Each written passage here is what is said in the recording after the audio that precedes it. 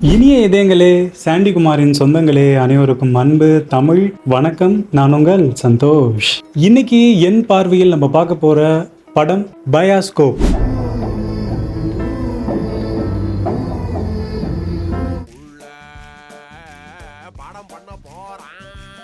இந்த 2025 ஜனவரி 3ஆம் தேதி அந்த படம் வெளியாகி இருக்கு. நிறைய பேருக்கு இந்த பயாஸ்கோப் படம் வந்ததே தெரியாதுன்னு நினைக்கிறேன், நான் உட்பட.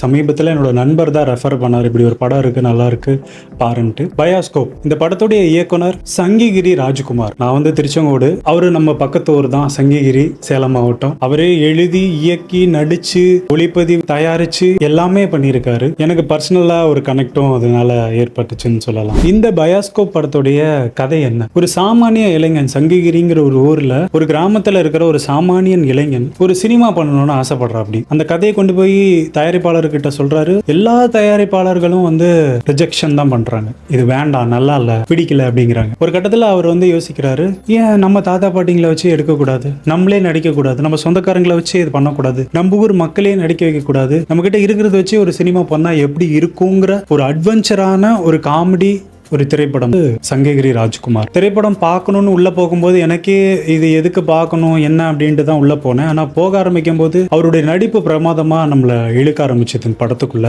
குறிப்பா அந்த தாத்தா பாட்டிங்களுடைய அந்த யதார்த்தமான நடிப்பு, அவங்களை எப்படி நடிக்க வச்சாருங்கிறது ரொம்ப பெரிய சவாலா தான் இருந்திருக்கும்னு நினைக்கிறேன். ஏன்னா கேமரா பார்க்காம நடிச்சிருப்பாங்க, அவங்க நடிச்சிருக்கிறதே தெரியாது, யதார்த்தமா இருந்திருப்பாங்க. நிறைய ரசிக்கும்படியா நிறைய காட்சிகளை எனக்கு இருந்துச்சு. அந்த தாத்தா பாட்டிங்களுடைய நகைச்சுவையான சீன்ஸ் எனக்கு ரொம்ப ரொம்ப பிடிச்சி 10க்கு 8.1 கொடுத்திருக்காங்க. ஒளிப்பதிவு முரளி கணேஷ் பண்ணிருக்காங்க, இசை தாஜ் நூர் அவர்கள் பண்ணிருக்காங்க. ஒளிப்பதிவா இருக்கட்டும், இசையா இருக்கட்டும், எல்லாமே ரொம்ப பிரமாதமா தான் இருந்துச்சு. இந்த படத்துடைய தயாரிப்பு நிறுவனம் 25 டாட்ஸ் கிரியேஷன். பயாஸ்கோப் ஒரு சாமானிய ஒரு இளைஞன் அந்த ஊருக்காரங்களை வச்சு, ஒரு கிராமத்தில் இருக்கிற மக்களை வச்சு, அவங்ககிட்ட இருக்கிறத வச்சு ஒரு படம் பண்றான்ல, அதை காட்டுறதுதான் பயாஸ்கோப்னு சொல்லியிருந்தேன். ஆனா அந்த படம் என்ன படம் எதை மேக்கிங் பண்றாங்க, எந்த படத்தை மேக்கிங் பண்றதை காட்டியிருக்காங்க. 2011 வெங்காயம் அப்படின்னு ஒரு திரைப்படம், சத்யராஜ் அவர்களும் நடிச்சிருப்பாங்க அந்த படத்தில். அதுதான் சங்கிகிரி ராஜ்குமாரோடைய முதல் படம். அந்த படம் எவ்வளவு கஷ்டப்பட்டு எடுத்தாரு, அந்த படம் எடுத்ததுக்கு அப்புறம் அது ரிலீஸ் பண்றதுக்கு எவ்வளவு சிரமப்பட்டாரு, ரிலீஸ் ஆனதுக்கு அப்புறம் அந்த கடன் தொல்லையால அவருக்கு என்னென்னலாம் நடந்துச்சு அப்படிங்கறத பேசுற படம் தான் இந்த பயாஸ்கோப். அவர் அந்த படத்தை எப்படி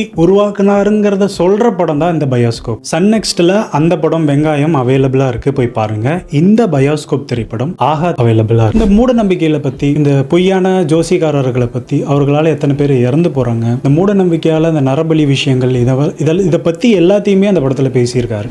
இந்த பயாஸ்கோப் திரைப்படத்துடைய சிறப்பம்சம் என்னன்னா, கொஞ்சம் சீன்ஸ்க்கு அப்புறம் நம்மளே அந்த கதையோட டிராவல் ஆக ஆரம்பிச்சிடறோம். நம்ம அவங்களோட பயணிக்கிற மாதிரி, அந்த தாத்தா பாட்டியோட நம்மளும் ஒரு ஆளா ஐக்கியமாக்கிடுறோம். அந்த அளவுக்கு அவங்களுடைய நடிப்பா இருக்கட்டும், இந்த திரைக்கதையா இருக்கட்டும், ரொம்ப பிரமாதமா நகைச்சுவை பண்ணிட்டு இருந்தாலும் ஒரு கட்டத்துல நம்மள அழுகவும் வச்சிடறாங்க. ஒரு சீன் பாத்தீங்கன்னா, இயக்குனர் தன்னோட பாட்டி வச்சுதான் அதை நடிக்க வச்சிருப்பாரு, சொந்த பாட்டி. அப்ப ஒரு சீன் சொல்லுவாரு, பாட்டி இந்த இடத்துல நீ அழுகணும் அப்படின்னு. அந்த பாட்டி அந்த அளவுக்கு சரியா அழுக மாட்டேங்கிறாங்க, அவர் நினைச்ச மாதிரி அழுக மாட்டேங்கிறாங்க.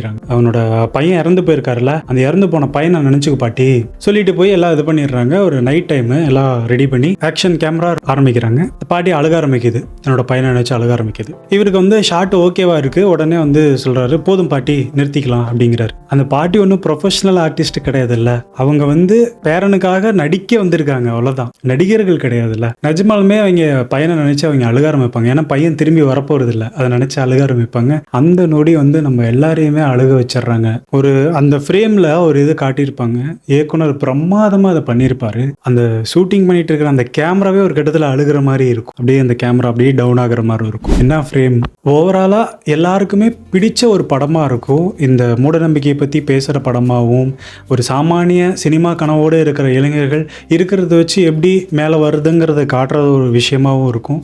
ரொம்ப அழகாக இந்த திரைப்படத்தை எடுத்த திரு சங்கிகிரி ராஜ்குமார் அவர்களுக்கு நம்மளுடைய மனமார்ந்த வாழ்த்துக்களையும் பாராட்டுகளையும் தெரிவிச்சுக்கலாம். நல்ல கலைஞர்கள் எப்பவுமே காலம் தாண்டியும் இருப்பாங்க, வாழ்வாங்க. இந்த இயக்குனருடைய ஒரு படம் பண்ணா எப்படி இருக்கும்னு எனக்கு ஒரு ஆசை வந்திருக்கு, பார்ப்போம், நடக்கும்னு நம்பிக்கை இருக்கு. இந்த பயோஸ்கோப் திரைப்படம் ஆஹா அவைலபிளா இருக்கு, மறக்காம எல்லாரும் போய் பாருங்க, உங்களுக்கும் பிடிக்கும். இந்த வீடியோ பிடிச்சிருந்துச்சுன்னா லைக் பண்ணுங்க, இந்த மாதிரி நிறைய வீடியோ வரணும்னா கமெண்ட் பண்ணுங்க, உங்க ஃப்ரெண்ட்ஸுக்கும் ஷேர் பண்ணுங்க. மறக்காம நம்ம சாண்டி குமார் சேனலை சப்ஸ்கிரைப் பண்ணிருங்க. அடுத்த ஒரு வீடியோவில் உங்களை சந்திக்கும் வரை உங்களிடமிருந்து விடைபெறுவது உங்கள் நான் சந்தோஷ். நன்றி, தமிழ் வணக்கம். வேடிக்கை பார்க்கறே முடிவு பண்ணக்கூடாது. போட்டியில கலந்துக்கிட்டவன் தான் முடிவு பண்ண.